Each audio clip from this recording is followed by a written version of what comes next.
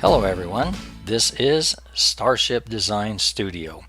My name is Mike Crosswaite. I am the developer of Starship Design Studio, and this tutorial will be the first one in the series of building starships. You can build starships for your Starfinder roleplay game for export of Starship modules into the Fantasy Grounds virtual tabletop. You can build a starship with this program, which has all of the features, as many as I could find, and the core rule book. You can plus some extras. This is one extra one. You can build custom starship frames, some of the other features, ship security and computer countermeasures. All of those are in different sections of the program you can make for your starship. Buy starship weapon mounts, and you have your security anti-personnel weapons and all of that. The program keeps track of all your DCs, and they're listed in the starship sheet, where you can have easy references to them. So anything you change on here, your DCs changes, everything's calculated in, your modifiers, everything is calculated in for you, and you can just do the references on your sheet. Okay, let's get started building a starship. First thing you want to do when you get Starship Design Studio up and running is set your directory paths. Your directory paths are where you want to put your Starship Design Studio starship, when you want to save that, and also where you want to export the modules to for your Fantasy Ground starship modules. Go into the shipyard up here, come on down to the set directories, and you're going to have a little dialog that comes up. First one here is where you want to put your Starship Design Studio ships. Just set the directory for that. The second one is where you want your modules exported to, and of course you want to try to get them into your Fantasy Grounds folders in the right places. Click the OK and we'll go on. Alright, first thing you want to do, build the ship. You need to select the frame that you want. This is where everything is built up on your frame. So your frame is basically the foundation of your starship. And one note, anytime you change, when you put anything in here, and anytime you change the frame, it zeroes everything out. You start from scratch. Anything else you can change in here, it just calculates and changes your DCs and your build points and PCUs and all that sort of thing. But the only thing that will reset this is if you change your frame. So if you want to start over, you can just select a different frame or select the same frame again, and it just changes everything in here. Reason for that is because your starship is the foundation of your ship. There's many items in here that just won't fit on certain frames. They're not designed to. The core rulebooks don't want you to put different things on different frames that it's not made for. So that's the reason why. So let's get us a frame, and I'm going to select the Explorer frame for this.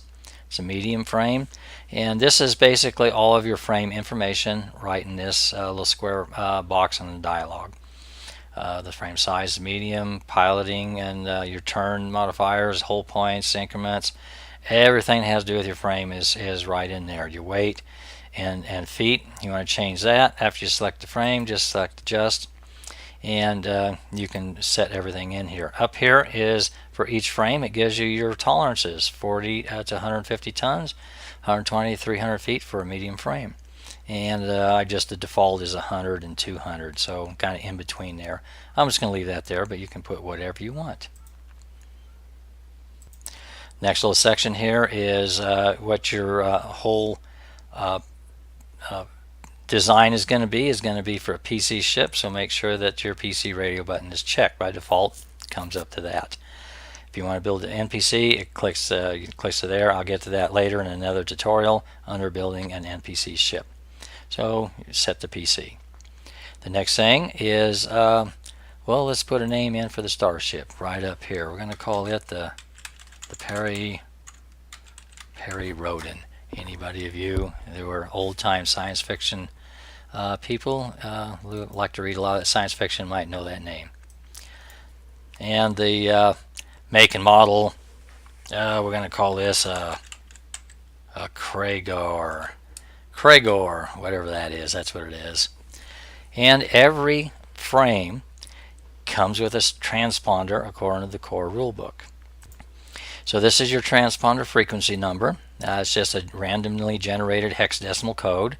You want to change it, just click the generate button. It'll generate different ones for you, or you can just type in whatever you want. The next thing is the description, and you put your description right in there. Copy and paste something in here, and type in whatever you want in your description. And for a PC ship, that comes out into your notes section in the PC ship on your description. Okay, let's go on. This section here is a pretty important section. It covers a lot of your modifiers, armor class, target locks, tier, sensor bonuses, and PCU, and all that sort of thing.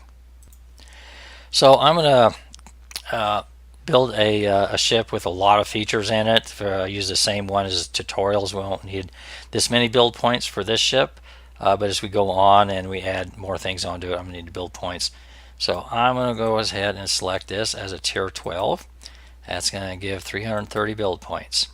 338 left. This frame costs 12. That comes 350 right there. Okay, we got our build points. The third thing in the section, besides getting your frame, naming it, the tier and all that, is set a PCU unit. When I get the drop down menu here, you're going to notice in the parentheses there's codes. TSM stands for tiny, small, and medium starships. That's what this item fits. A lot of the things in the program I've labeled so that there's no mix-up. You know what it is.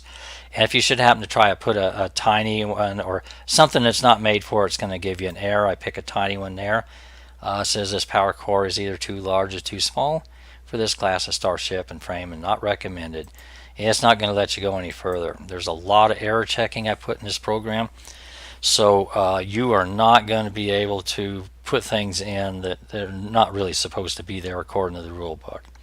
There are a few exceptions here and there, but by and by it's not going to let you build an incorrect ship. And the only thing is on your build points and PCU. If you drop into a negative, it will come up with a warning and tell you, but it's not going to reset it back. It's going to leave it up to you to do something about it. So that'll be the only thing that it doesn't automatically take care of for an error checking. Let's get a PCU unit. I'm going to get a medium PCU unit, full screen, about 150 PCU. Add that in. There it is right there. And our zeros came on up. Also up here on your piloting, turn 1, that comes from your frame. As you add more and more things and take more and more things away, off and on, these will be changing. Okay, I'm going to skip over here and let's put a computer in it. Right now it's 0 plus 0 to any 0 checks per round. Your computer tier is 6, which is half of your ship tier. And your hack DC for this computer is a 37. When you change things, everything changes around here, all your DCs. And all your DCs are going to be listed in your Starship sheet under notes or different parts, and I'll show you that as we get to it, where all that stuff is, and it's pretty easy to reference. So let's put a computer in. We're going to go MK4 dual node. There we go. And we got +4 to any 2 checks per round. Once again, that'll be added to the Starship sheet. Shields, let's add some shields to it. And I'm going to go 60 shields. There we go. When you add a shield, it just splits it in two and puts half on the forward and half on the aft. And you can allocate however you want. Hit the allocate button, and we're going to go 15 on each one. And everybody's happy. There we go. Sensors. Okay, we're going to add some sensors to it. And let's add advanced long range sensors. We have a +4 modifier right up here. The sensors bonus is 0, and that's where this modifier will be sent to when we check it. There it went to 4.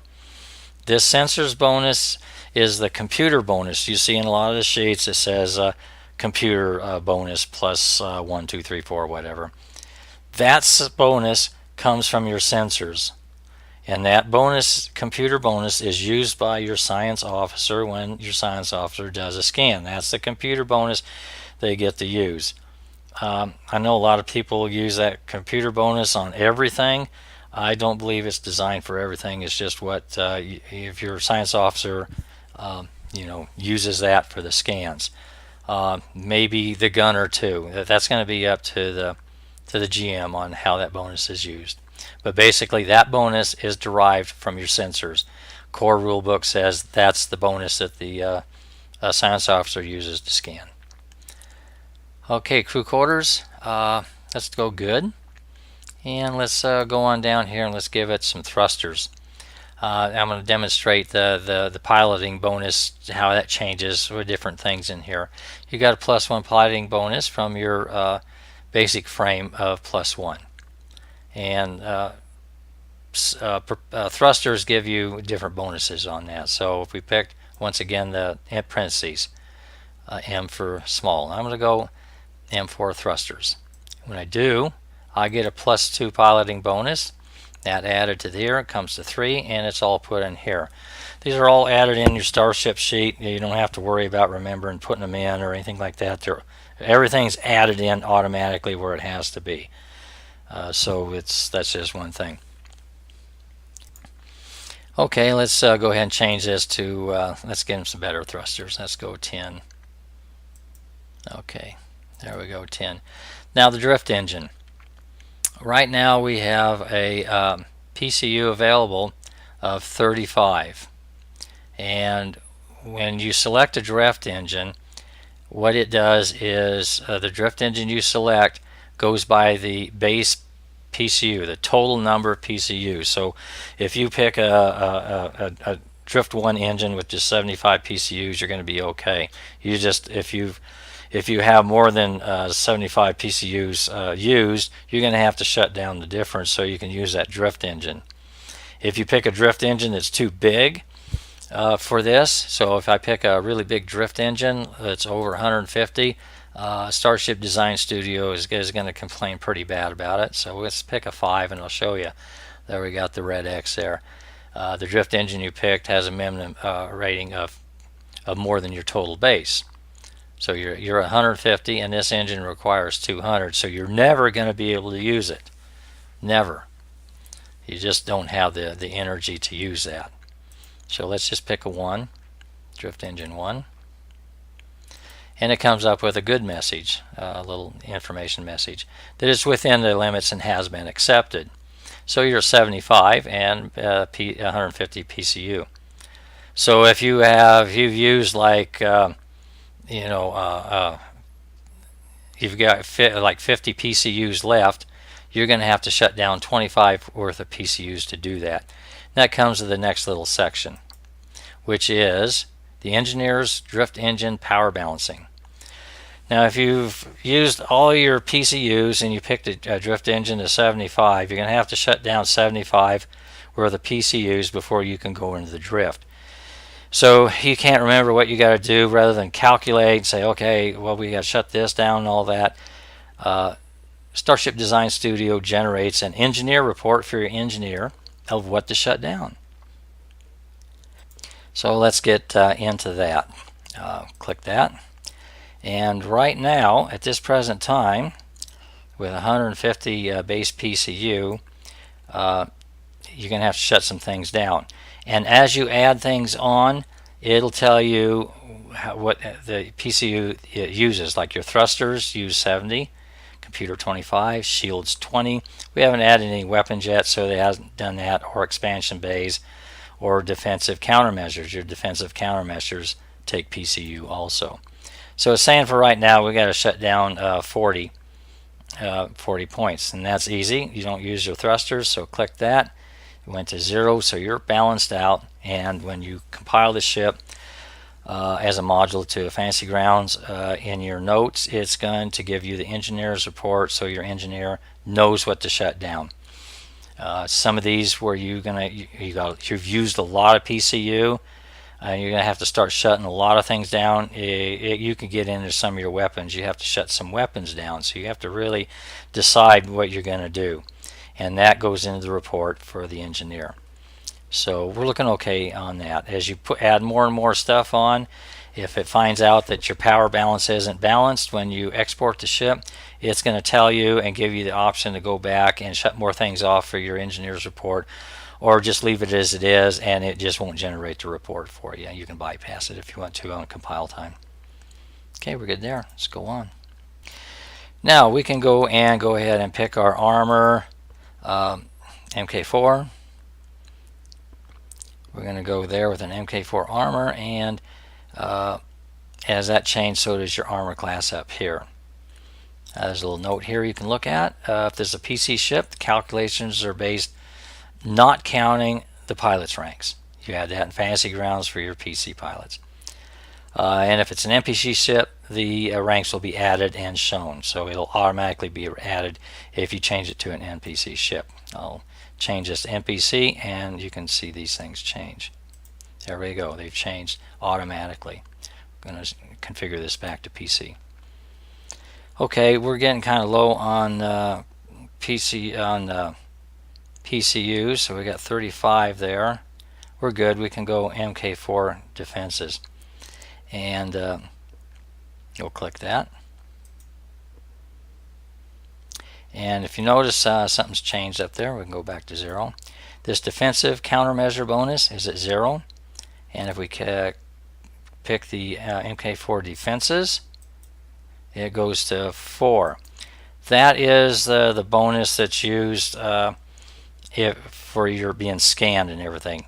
That is included in this down here, which is your countermeasure scan DC. That's your defensive countermeasure bonus. So if you're scanned, you add that bonus in, and it's already added in, so you don't have to worry about it too much. This is the bonus. So if you have an enemy ship that's trying to scan you, it's got to crack the DC 26 to get a hold of scanning anything inside of you with its sensors. So we're good. We're down to 32 PCU, and I picked a low one because I wanted to demonstrate the power core housings on this. We're going to select a power core housing for the expansion bays and add a PCU unit to that. So that's why I picked the smaller PCU there. Okay, let's do some expansion bays section here. If you notice, it has 4 expansion bays, and the core rulebooks basically says that expansion bays are empty. They're just basically empty. Expansion bays are considered basically cargo holds. So you get cargo holds as empty expansion bays. They don't cost anything. There they are right there. And if you want to add something to it, we're going to do that. You'd pull the drop down on there, and let's go and add a tech workshop. And it comes up with a list of everything that's in here. And you can insert in any position you want. Go the second one down, put our tech workshop, click OK. There it is. Let's add something else here. Let's add a science lab. Do that to the top. Okay. And things like expansion bays such as shuttle bays and things like that. A lot of these things require 2 or 3 bays. I can't remember what it is now. Different numbers of bays to actually make a shuttle bay, or fighter bays, whatever they are. And if you've got enough bays, it just takes them all away. If it requires 3 bays to make it, 3 of these disappear, and it just puts in what it is. So you've got that and 1 extra bay left as example. So it just takes them all away. All right, we're going to add in a power core housing. That don't cost anything on PCU, it's just 10 build points. When we add that, we're going to put that in the 3rd row down. Click OK. And when we did, something changed here. We've got it says empty. Click to add or change a PCU. So right now we got an empty power core housing. Let's add a PCU to it. And it comes up the PCU drop down combo. And I'm going to add let's add 150 to it. So we're going to go medium, full screen. Add that. Clicked OK. And now the power core housing holds a pull screen with 150 PCU, 15 build points. Now we had 150 PCU here, and we added 150 here, so your total base is now 300. You have 177 PCU available. Okay, let's add some weapons. And we're going to get up here. This is your mount specifications. We're allowed on the medium frame one light weapon in each of the arcs, forward, port, starboard, turret, light, and all the way across. I want to demonstrate how to do link weapons in this. So we can only do that if we have two weapons. The Starship weapon mounts, that's going to be another tutorial, but I'm just going to jump in here real quick and buy a light forward mount for the forward arc. So click that. Here's the forward arc section. There's one light mount available. We're going to buy a light mount, so we're up to two. Just click the OK. And if we had any weapons in there, it's going to clear out your forward mount because it changed it to different weapons, and rather than remember where it is, it clears everything out. You start over just on that one mount that you're adding. Okay, but we haven't added anything to it. So now we got two light mounts and all that. So we go here on the drop down, and we're gonna link a couple coil guns. So I'm gonna put two coil guns there. And at any time you want to check and see the specs on any of these weapons, just click it in the box there, and it comes up all the information for that weapon. Okay, now we want to link these, so I'm going to click the link button. There they are, two coil guns. Click that, select two weapons to link. Click that, there they went down. And we're going to do the link, and when we linked them, that's how much it costs us, 3 build points. Click the OK.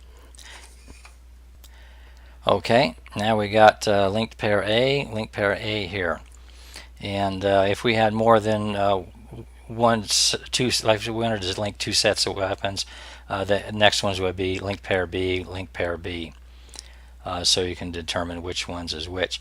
When you generate the Starship sheet, this is just going to say coil gun linked, and your damage is going to be 8d4. And that's how it's going to show on that. Let's add some more weapons at the port. And we're going to go chain cannon. And if you try to add something to a mount that's not there, it's going to complain about it, and it is not going to let you do that. Let's add a turn. Let's add a flak thrower to that. There we go, information on the flak thrower. Security. You get two types of anti-personnel weapons. You get long arms and heavies.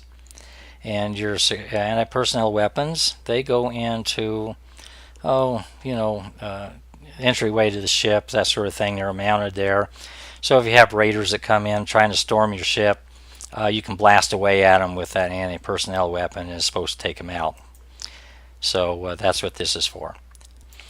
You can select a weapon that's up to your tier. So your level of weapon, you can select up to the tier of your ship. We have a tier 12, so let's go an auto beam tactical rifle. There we go, that one's there. And if you want information on that, click the info button. There's the info. Okay, looks like we are ready to move on and save our Starship.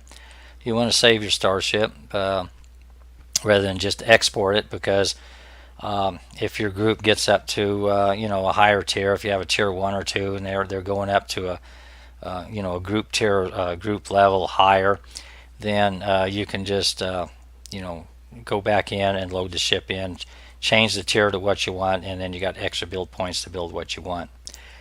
Or your players can run a copy of the program, and when they're ready, they can all talk over the internet and compare notes and load up a file. You can download the file to them, and they can load it into their version and go and see what they want to do. And then eventually, when they're all finished, they can generate the module, send it to you as the game master, and you can load it into the program, and away you go.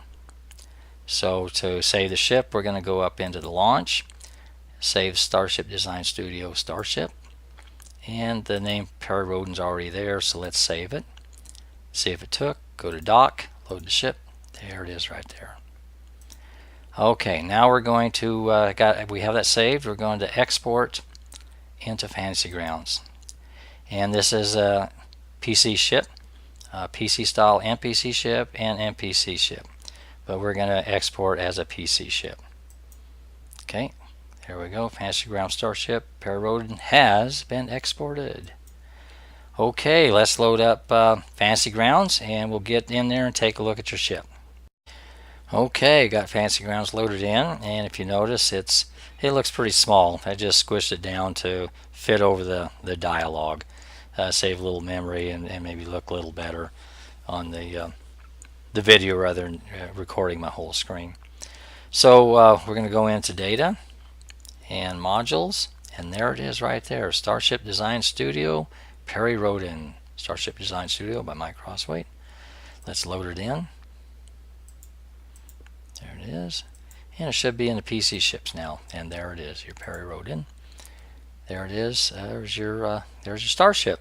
A few little things I want to go over on the main sheet here. Main part of the Starship sheet is we have our anti-personnel weapon, and it gives you your attack, 1d20 plus 12, so you know how to attack your raiders.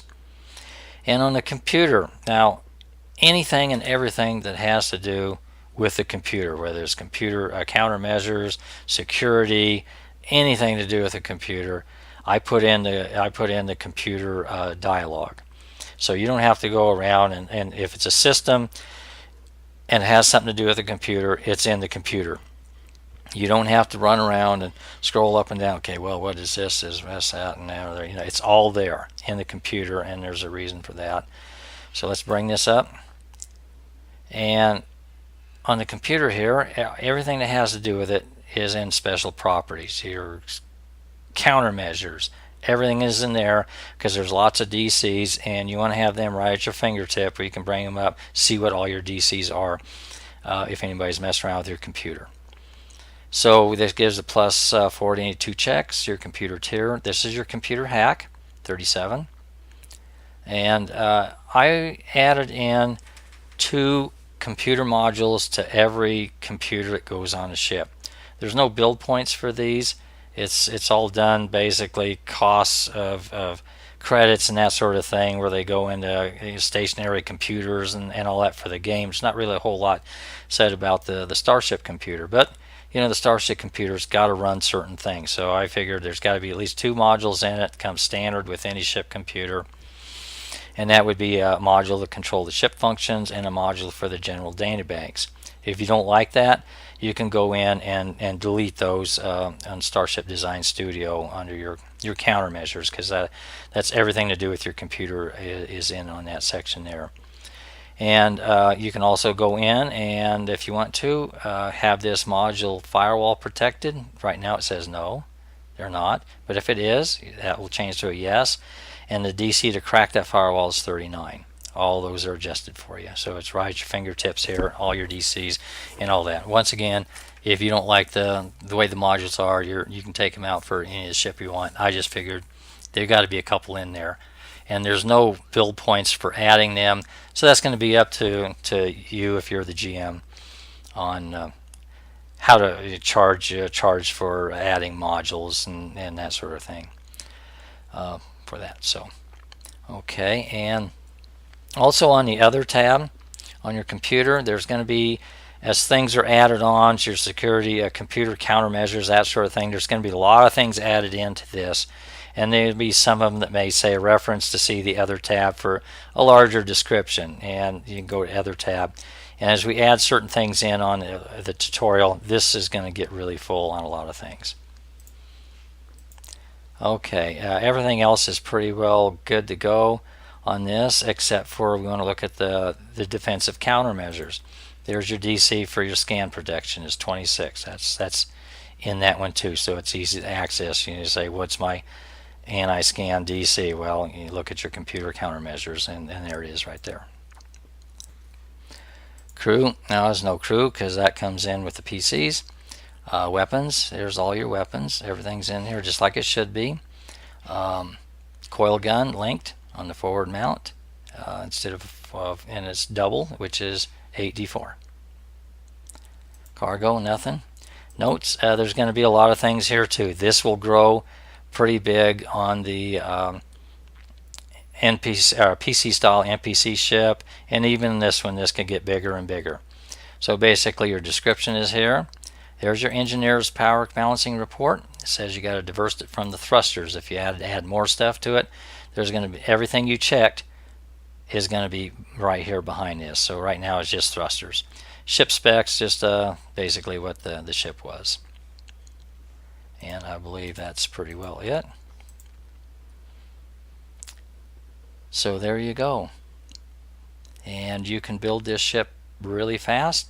As you see, I talked a lot because it is a tutorial, but you can build this thing pretty fast and then change it really fast. So the next tutorial is going to be building an NPC ship, and we're going to build off of this one here. And thank you very much, and hope this helped you.